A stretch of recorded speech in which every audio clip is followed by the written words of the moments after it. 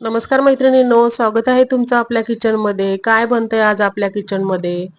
तर गॅसवरती पातेलं ठेवलंय मी. त्याच्यामध्ये 2 ग्लास पाणी घातलंय. अर्धा चमचा हळद, अर्धा चमचा मीठ घालून 1 वाटी मोड आलेली मटकी आपण शिजवून घेऊया. पाण्याला उकळी आली, गॅस बंद करूया.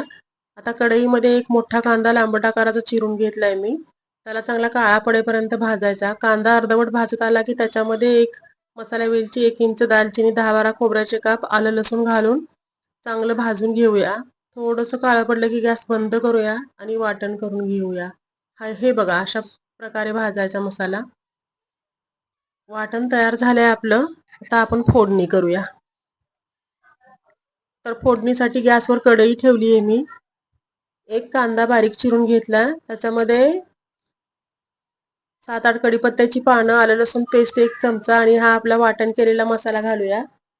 मसाला अर्धवट भाजला की त्याच्यामध्ये धने पावडर, गरम मसाला आणि तिखट तुमच्या आवडीनुसार घाला. हे चांगलं भाजून घेऊया. मसाला तेल सुटेपर्यंत भाजायचा. मसाल्याला तेल सुटायला लागले आता आपण याच्यामध्ये पाणी घालून घेऊया. मटकीचं शिजवलेलं पाणी फेकायचं नाही, ते या रश्श्यामध्ये घालायचं.